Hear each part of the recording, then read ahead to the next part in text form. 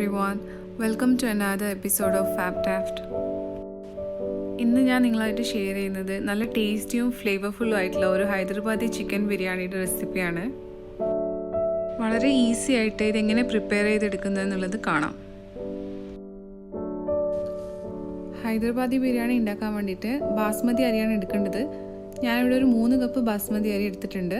ഇത് നന്നായിട്ട് കഴുകിയിട്ട് ഒരു മണിക്കൂറോളം സോക്ക് ചെയ്ത് വെക്കാം. ഇനി ഈ ബിരിയാണിയിലേക്ക് ആവശ്യമായിട്ടുള്ള ചിക്കൻ്റെ മസാലയാണ് നമ്മൾ റെഡിയാക്കി എടുക്കുന്നത്. അതിന് വേണ്ടിയിട്ട് ഞാനിവിടെ 1 കിലോ ചിക്കൻ നന്നായിട്ട് കഴുകി വൃത്തിയാക്കി എടുത്തിട്ടുണ്ട്. ചിക്കൻ ഞാനിവിടെ ഒരുപാട് വലിയ സൈസിലല്ല കട്ട് ചെയ്തിട്ടുള്ളത്, ഒരു മീഡിയം സൈസിൽ കട്ട് ചെയ്തെടുത്താൽ മതി. ഇനി ഇതിലേക്ക് ആവശ്യമായിട്ടുള്ള ചേരുവകൾ ചേർത്ത് കൊടുക്കാം. ഞാൻ ഇവിടെ കുറച്ച് ഉപ്പ് ചേർത്ത് കൊടുത്തിട്ടുണ്ട്, കുറച്ച് മഞ്ഞൾപ്പൊടി ചേർത്ത് കൊടുക്കാം, മുളക് പൊടി, ജീരകപ്പൊടി, ഗരം മസാല,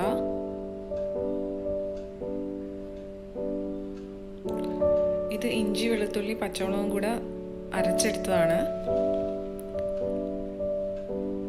ഒരു 400 ഗ്രാം തൈര്,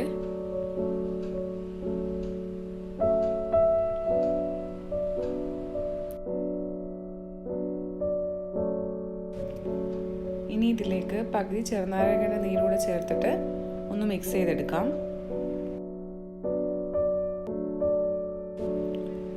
മസാല ഒക്കെ ചിക്കൻ്റെ എല്ലാ ഭാഗത്തും കോട്ട് ചെയ്യുന്ന വിധത്തിൽ നന്നായിട്ട് മിക്സ് ചെയ്തെടുക്കണം.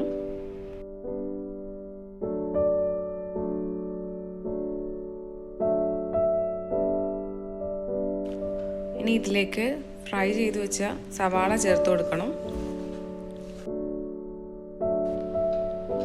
ഞാനൊരു 3/4 കപ്പ് ഇട്ട് കൊടുത്തിട്ടുണ്ട്. കുറച്ചുകൂടെ മാറ്റി വെക്കുന്നുണ്ട് ലെയർ ചെയ്യുന്ന ടൈമിൽ ഇട്ട് കൊടുക്കാൻ വേണ്ടിയിട്ട്. ഇതിൻ്റെ കൂടെ പുതിനയിലയും മല്ലിയിലയും കൂടെ ചേർത്ത് കൊടുക്കാം. ഈ മസാല മാരിനേറ്റ് ചെയ്ത് വെക്കണമെന്ന് നിർബന്ധമൊന്നുമില്ല. നിങ്ങൾക്ക് ടൈം ഉണ്ടെങ്കിൽ വെക്കാം, അല്ലെങ്കിൽ അപ്പം തന്നെ ഉപയോഗിക്കാം. ഇനി ഇതിലേക്ക് നമ്മൾ സവാള ഫ്രൈ ചെയ്തിട്ട് ബാക്കി വന്ന ഓയിൽ ചേർത്ത് കൊടുത്തിട്ട് കുറച്ച് നേരം റെസ്റ്റ് ചെയ്യാൻ വേണ്ടിയിട്ട് വെക്കാം. ഇനി ബിരിയാണിക്ക് വേണ്ടിയിട്ടുള്ള അരി വേവിച്ചെടുക്കാൻ വേണ്ടിയിട്ട് ഞാനിവിടെ ഒരു 3.25 കപ്പ് വെള്ളം ചേർത്ത് കൊടുക്കുന്നുണ്ട്. 1 കപ്പ് അരിക്ക് 1.5 കപ്പ് വെള്ളം എന്നുള്ള കണക്കിലാണ് ബാസ്മതി അരി വേവാൻ വേണ്ടിയിട്ട് എടുക്കാറ്. അങ്ങനെ എടുക്കുമ്പോൾ 3 കപ്പ് അരിക്ക് ശരിക്കും 4.5 കപ്പോളം വെള്ളം ചേർത്ത് കൊടുക്കണം. പക്ഷെ ഇവിടെ നമുക്ക് അരി 70% കുക്കായ മതി എന്നുള്ളത് കൊണ്ട് 3.25 കപ്പ് വെള്ളം ചേർത്ത് കൊടുത്താൽ മതി. ഇനി ഇതിലേക്ക് നമുക്ക് കുറച്ച് ജീരകം, ഏലക്ക, പട്ട, ഗ്രാമ്പൂ, കുറച്ച് പുതിനയിലയും കൂടെ ചേർത്ത് കൊടുക്കാം.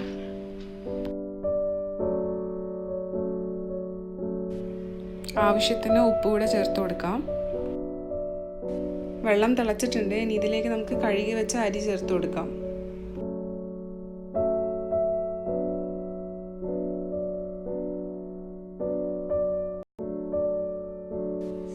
ഇതൊന്നും എല്ലാം മിക്സ് ചെയ്ത് കൊടുത്തിട്ട് കുറച്ച് ഗീ ചേർത്തതിന് ശേഷം അടച്ചു വെച്ച് വേവിക്കാം.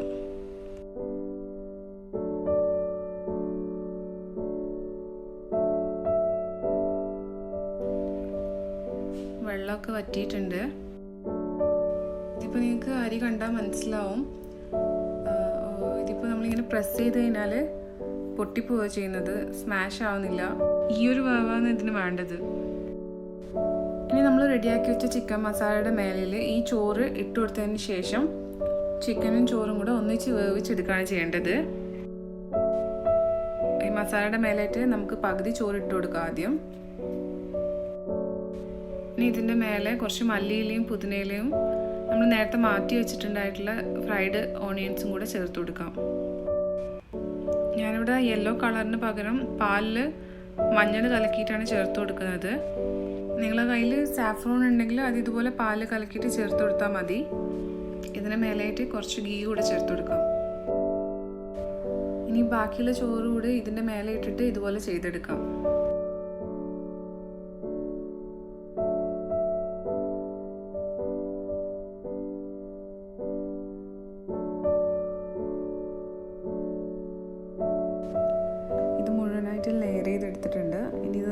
തിളയ്ക്കാൻ വേണ്ടിയിട്ട് വെക്കാം.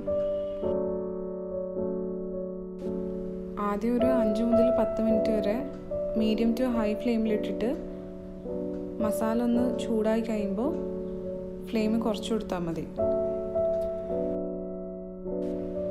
ഇതിലേക്കൊരു 1/4 കപ്പ് വെള്ളം ചേർത്ത് കൊടുക്കുന്നുണ്ട്. അത് പോരാൻ തോന്നുന്നുണ്ടെങ്കിൽ നിങ്ങൾ അവസാനം നോക്കിയിട്ട് ചേർത്ത് കൊടുത്താൽ മതി. മസാല ചൂടായി കഴിഞ്ഞാൽ ഒരു 25 മിനിറ്റ് ലോ ഫ്ലെയിമിലിട്ട് ഇത് കുക്ക് ചെയ്തെടുക്കാം. 25 മിനിറ്റ് കഴിഞ്ഞിട്ടുണ്ട്. നമുക്കിതൊന്ന് തുറന്ന് നോക്കാം. പുതിനേൻ്റെയും ചിക്കൻ്റെ ഒക്കെ കൂടെ നല്ലൊരു മണം വരുന്നുണ്ട്. നമ്മൾ അരിയൊക്കെ പെർഫെക്റ്റ് ആയിട്ട് കുക്കായിട്ടുണ്ട്. ഇതിൽ വെള്ളം ചേർക്കേണ്ട ആവശ്യമൊന്നുമില്ല. നമുക്കിതൊരു ബൗളിലേക്ക് മാറ്റാം. നിങ്ങൾക്കിത് കാണുമ്പോൾ മനസ്സിലാവും ബിരിയാണിയുടെ അരിയൊന്നും ഒട്ടിപ്പിടിച്ചിട്ടില്ല. എല്ലാം സെപ്പറേറ്റ് ആയിട്ട് തന്നെ ഉള്ളത്. ശരിക്കും പെർഫെക്റ്റ് ആയിട്ട് കുക്കായിട്ടുണ്ട്. ഞാൻ നിങ്ങൾക്ക് ചിക്കന് കാണിച്ചു തരാം. നല്ലപോലെ വെന്തിട്ടുണ്ട്, നല്ല സോഫ്റ്റ് ആയിട്ടുണ്ട്. അപ്പോൾ ഇന്നത്തെ റെസിപ്പി ഇഷ്ടമായിട്ടുണ്ടെങ്കിൽ എല്ലാവരും ട്രൈ ചെയ്ത് നോക്കണം. ഞങ്ങളുടെ ചാനൽ ഇതുവരെ സബ്സ്ക്രൈബ് ചെയ്തിട്ടില്ലെങ്കിൽ മറക്കാതെ സബ്സ്ക്രൈബ് ചെയ്യാം. വീഡിയോ ഇഷ്ടമായെങ്കിൽ ലൈക്ക് ചെയ്യാനും കമൻറ്റ് ചെയ്യാനും മറക്കരുത്. Thank you for watching.